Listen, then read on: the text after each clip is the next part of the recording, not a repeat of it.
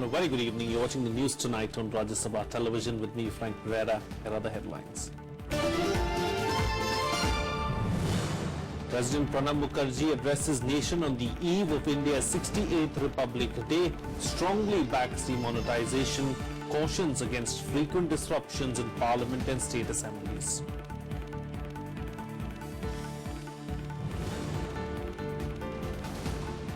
Prime Minister Narendra Modi meets Crown Prince of Abu Dhabi, calls UAE a close friend and an important partner in India's growth story. Both countries sign a slew of agreements.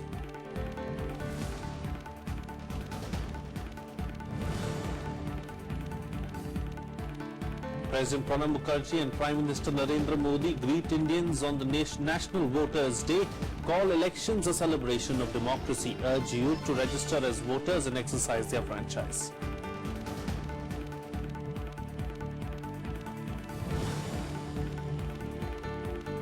And Russia, Iran and Turkey conclude two-day peace talks in Kazakhstan's capital Astana, agree to strengthen three-way ceasefire in Syria.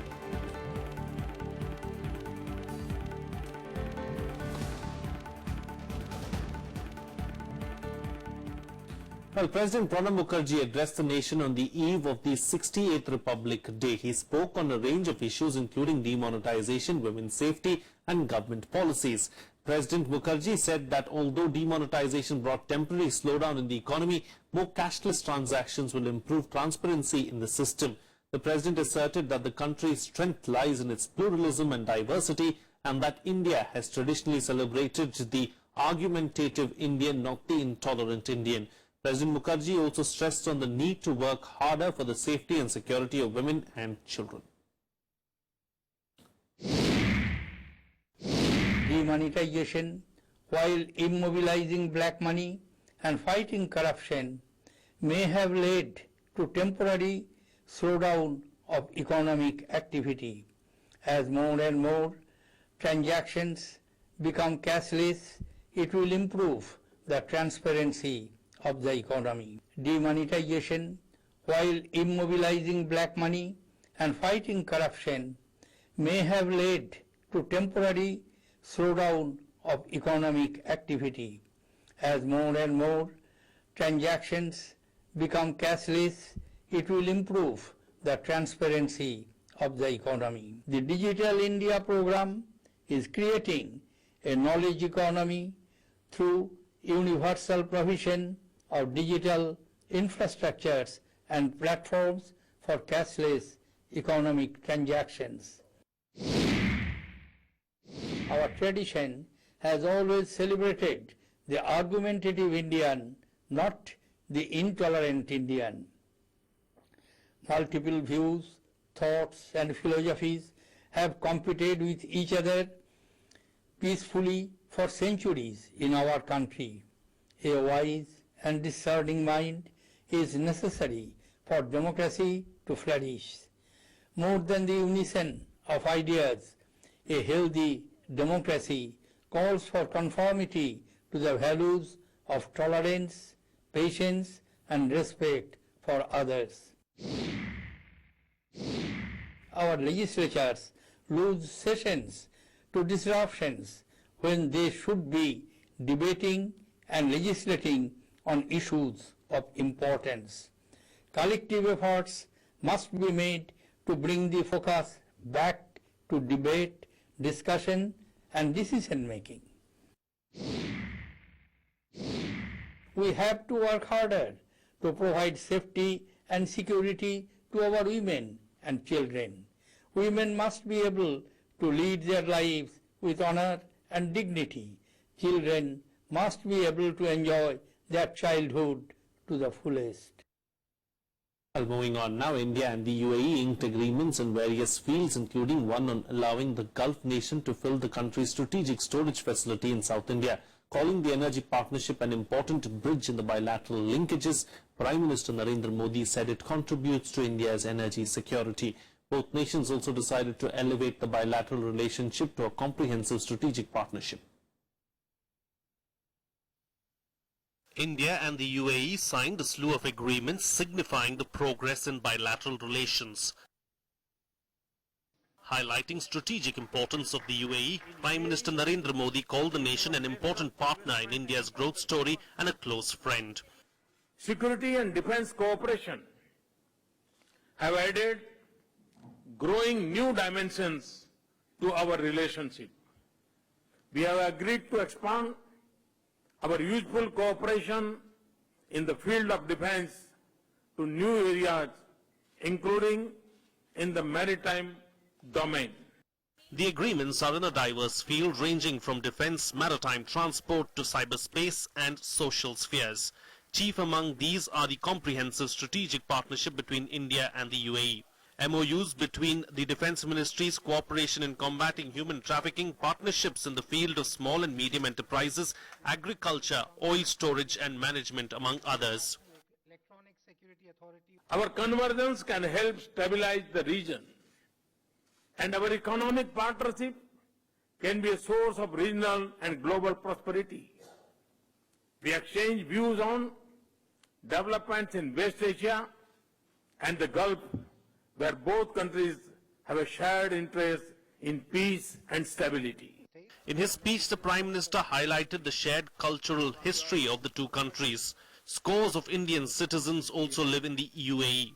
In August 2015, UAE had agreed to increase its investments in India to $75 billion, including through a dedicated infrastructure fund. The two countries had also agreed to raise bilateral trade by 60% by 2020. India is hosting Abu Dhabi's Crown Prince Mohammed bin Zayed Al Nahyan as a special guest for the Republic Day celebrations on Thursday.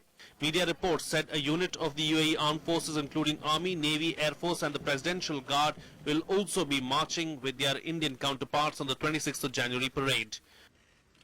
Bureau Report, Rajya Sabha Television.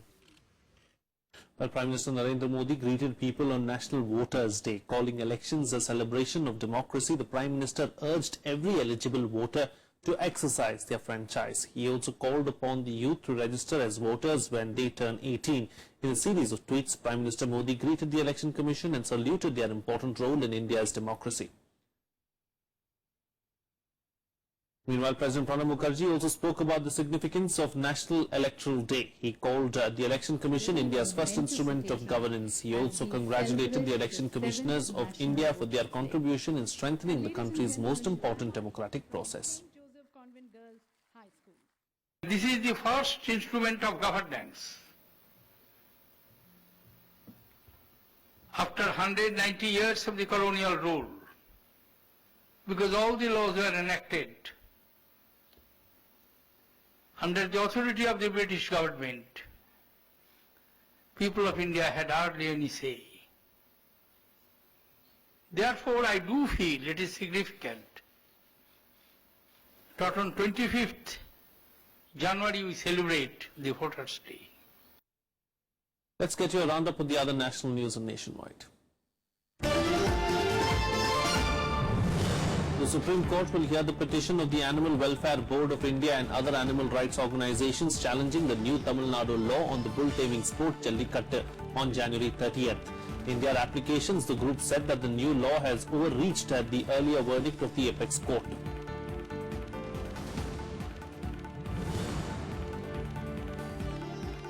An officer died after an army unit was hit by an avalanche in northern Kashmir's Gandarbal district on Wednesday. In another avalanche, 4 members of a family died as their house was buried under snow in Gurez sector near the line of control in Kashmir. Authorities in Kashmir issued avalanche warning for higher reaches of the valley following fresh snowfall and advised people to stay away from the mountains.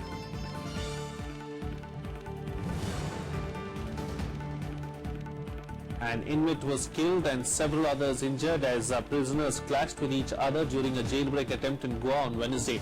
Over 45 convicts in Sava sub-prison in Vasco da Gama city reportedly attacked the prison staff as police attempted to stop the prisoners from escaping. Extensive damage was also caused to prison property.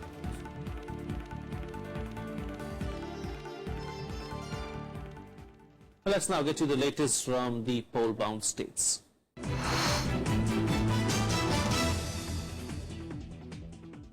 Uttar Pradesh Chief Minister Akhilesh Yadav on Wednesday sought the support of people in returning to power. While addressing a rally in Lakhimpur district, he said that people should back them as a second innings in power will ensure the good work done in his first stint is taken forward.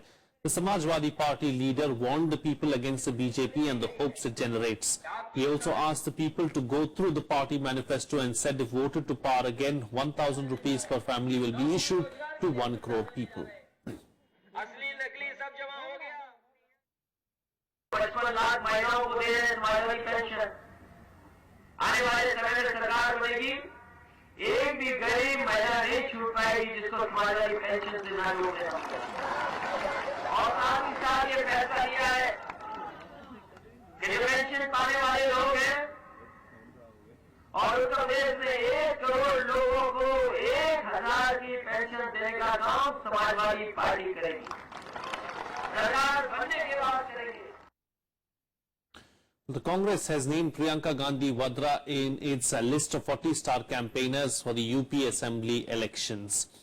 The move comes in the backdrop of speculation about her likely campaign for the Congress Samajwadi Party alliance candidates. Priyanka has confined herself to Rai Bareilly and Amethi Lok Sabha constituencies represented by Sonia and Rahul in the past, which fall under the second phase of UP polls.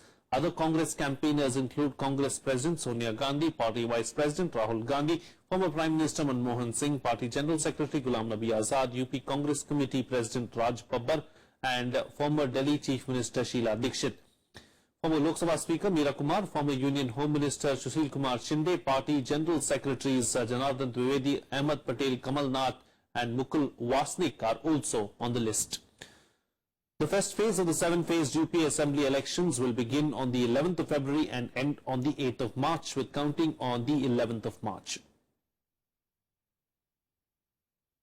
जब भी election होता है तो हर बार Priyanka Gandhi ji star प्रचारकों में रहती हैं और ये अलग बात है कि वो अपना पूरा कार्य क्षेत्र केवल रायबरेली अमेठी तक ही सीमित रखती रही हैं, लेकिन अब की बार हम उम्मीद करते हैं और उन्होंने संभवतः सहमति भी दी है कि वो रायबरेली अमेठी के बाहर भी प्रचार करेंगी और कांग्रेस पार्टी और समाजवादी पार्टी गठबंधन की सरकार में अपनी अहम भूमिका निभाएंगी।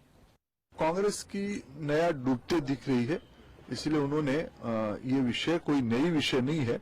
हर एक चुनाव में उनकी लोगों के मन में आती है कि फलाना प्रचार करने से कांग्रेस पार्टी आगे बढ़ जाएगी, लेकिन बढ़ना तो कोई होती नहीं है। Well, elections in Goa barely 10 days away. The Election Commission is taking all necessary measures to ensure peaceful, free and fair polls. Our correspondent Ravindra Singh Sharon caught up with the Joint Chief Electoral Officer of Goa, Narayan Navti, to talk about the arrangements. हमने पूरे colleges जो गोवा में है उन college के बच्चों के student के साथ इंटरेक्शन रखा था और उनसे एक ओथ हम लेते हैं कि इस चुनाव में वो तो शामिल हो जाएंगे, वो तो वोट करेंगे और उनका जो फैमिली मेंबर्स है और नेबर्स है वो भी उनको भी वो बोलेंगे कि जाके वोट करो। ऐसा तो ये चलता है। इसके सिवाय हमारे ऑफिस की तरफ से फेसबुक, ट्विटर, व्हाट्सएप ग्रुप, इस पर भी हम इलेक्शन के बारे में, इलेक्शन यानी कि एथिकल वोटिंग के बारे में जानकारी दे रहे हैं। टूरिज्म का वक्त है, पूरा सीजन पीक पे है, ऐसे में ज्यादा लोग वोट डालने के लिए आएंगे, ये उनके लिए दिक्कत की बात नहीं होगी। नहीं, देखो 2012 में जब हमने इलेक्शन चुनाव करवाया था उस समय भी टूरिज्म सीजन था, क्योंकि वो चुनाव 3 मार्च को हुआ था जो पीक टूरिस्ट सीजन रहता है। इस बार भी फरवरी है, पीक टूरिस्ट सीजन है, लेकिन मुझे लगता है कि पूरा चुनाव शांति और अच्छे ढंग से हो जाएगा। यहाँ पर बहुत कम, अभी तक केवल 15-16 लाख रुपए तक ही का कैश या ड्रग्स पकड़ी गई है, जबकि जो 5 दूसरे स्टेट्स में चुनाव हो रहा है, 4 वहां पर लाखों करोड़ों रुपए की अभी तक पकड़ी गई। तो ये क्या लगता है कि यहाँ की जनता ऐसी है कि आप लोगों की सख्ताई के कारण ऐसा हो रहा है? नहीं, हर बार चुनाव के समय वो ड्रग्स हो या और कोई पेडलिंग हो, वो बहुत कंट्रोल में रहता है। गोवा में तो जब चुनाव डिक्लेयर हो गया तो हमारा पहला ये था कि हमने बैनर्स, सभी बैनर्स निकाले, और दूसरा है कि जो लॉ इन्फोर्सिंग अथॉरिटीज है उनको बोल दिया कि जो इलीगल एक्टिविटीज चल रही है, यानी कि ज्यादातर मड़का डांस यहाँ थे, सभी बंद करवा दिए हैं। इस बार भी कुछ जो राजनीतिक दल है वो भाषा की बात कर रहे हैं, और तो आप लोग इस बार चुनाव में किस तरीके से उन पर कड़ी नजर रखेंगे, और खासतौर पर जब सुप्रीम कोर्ट का आदेश आ गया है? नहीं, ये तो पहले भाषा के बारे में पहले चल रहा है था, लेकिन जब से चुनाव डिक्लेयर हो गया है, यहाँ से गोवा के लिए जब चुनाव डिक्लेयर हो गया है, तब से उन्होंने भाषा का नाम या भाषा का रेफरेंस देना बंद करवा दिया है। Well, here's a roundup with the other election-related news in Polpuri. Prime Minister Narendra Modi, BJP President Amit Shah, Union Ministers Arun Jaitley and Manohar Parrikar are among 40 star campaigners who will campaign for the party in Uttarakhand that goes to polls on the 15th of February. Prominent among the rest of the party campaigners are Union Ministers Ravi Shankar Prasad and Radha Mohan Singh. Satpal Maharaj, who has been fielded by the party from the state, will also tour the state to drum up support for the party. More than 8 lakh rupees was seized from 2 vehicles in Uttar Pradesh ahead of the state assembly polls next month. 3.7 lakh rupees was seized from Abhishek Goel, a bank manager's son, while he was taking the cash to Kotadwar from Muzaffarnagar on Tuesday. In another incident, 5.42 lakh rupees was seized from 2 Delhi-based traders who were taking the money to Sharanpur. Investigation into both incidents is underway.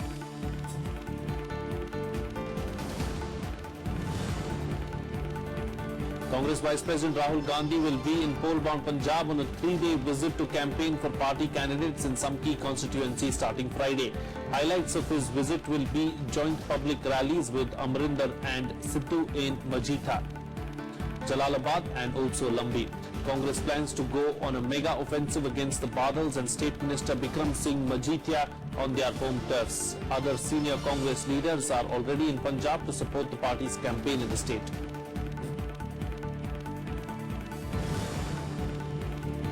A 95-year-old woman is one of 166 candidates who is in the contest for the 9 assembly seats of Agra district.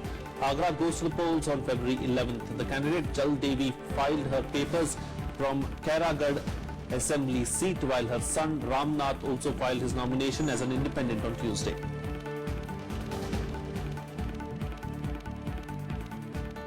It's time for a short break now, but news and updates will continue on the other side. Stay tuned. We'll be right back.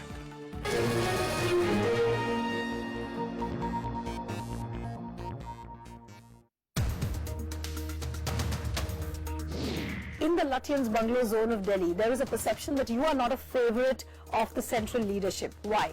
I was a disciplined soldier. I am a disciplined soldier. The people of the state would be giving the mandate. Because Aam Aadmi Party is very clear that they are an anti-casino culture party, but BJP's stand has been that of a flip-flop. We are unnecessarily being tarnished. All the 6 casinos which are floating in Mandavis is the gift of Congress government. Watch To The Point with Goa Chief Minister Lakshmikant Parsekar only on Rajya Sabha television.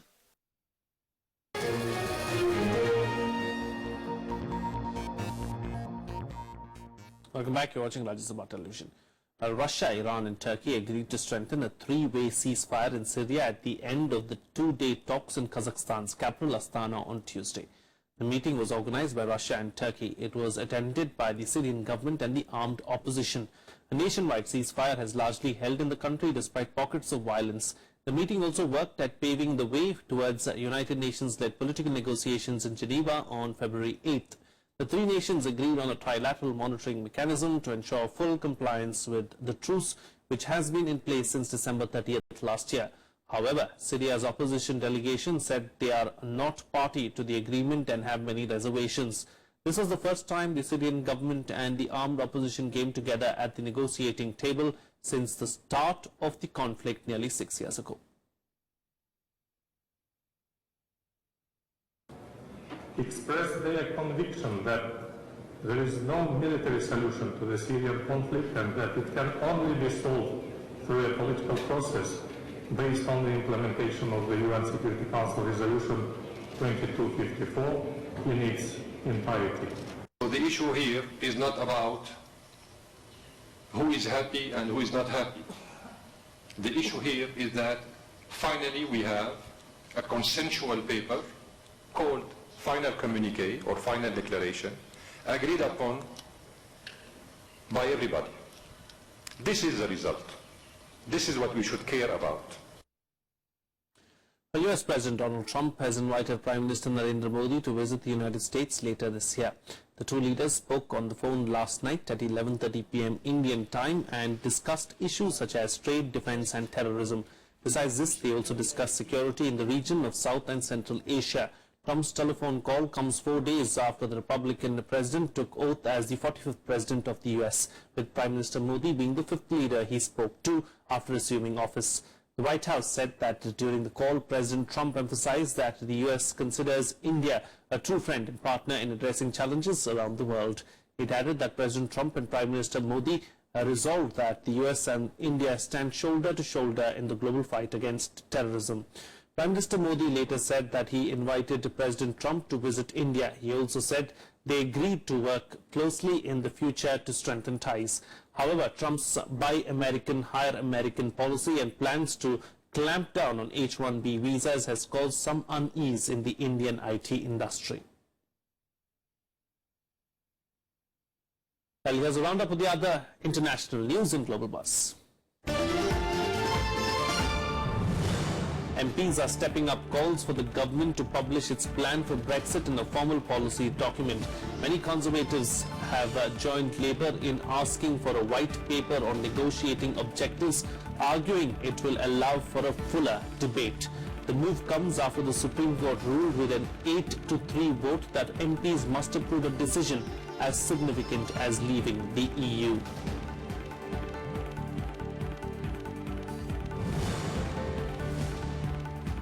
At least 13 people were killed today in the Somali capital Mogadishu when a suspected suicide car bomb rammed into the gate of a hotel shortly after a second bomber was detonated as security forces and journalists gathered at the scene. The second blast was caught by a Reuters camera.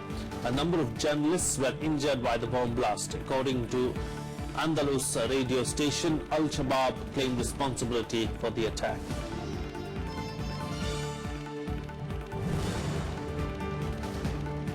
At least 5 people were killed after a fire broke out at a fireworks warehouse in central China. Reports said that the fire occurred late on Tuesday at a 4-story building in Yuyang city after a customer lit up firecrackers he just bought outside the warehouse. More than 80 firefighters along with 14 fire engines rushed to the spot.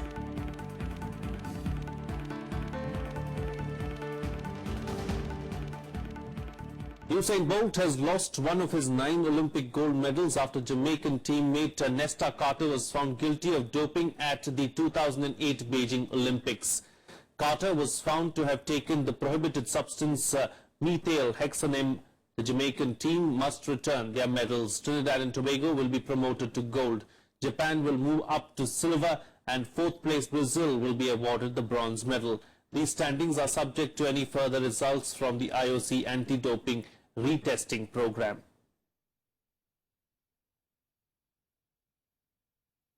Well, the men's and women's singles semi-final lineup at the Australian Open is decided. Serena Williams is on course to her 23rd Grand Slam title with a chance of playing her elder sister for the title.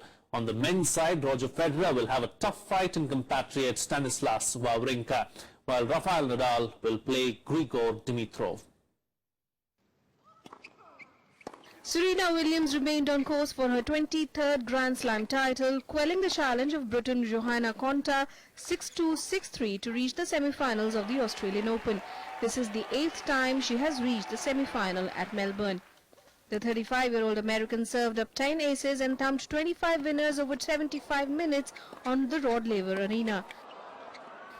9-seed Konta stood no chance against Serena as the latter powered her way through.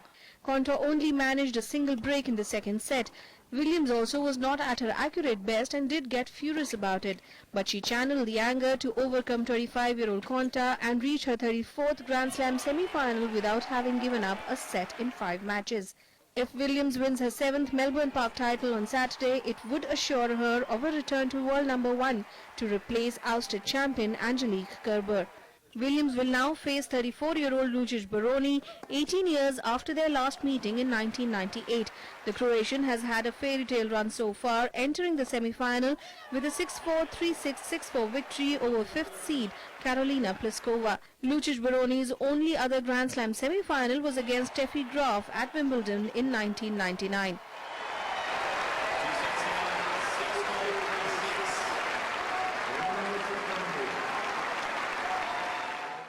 In the men's singles, Bulgaria's Grigor Dimitrov dismantled 11th seed David Goffin 6-3, 6-2, 6-4 in the quarterfinal to advance to his second Grand Slam semi-final.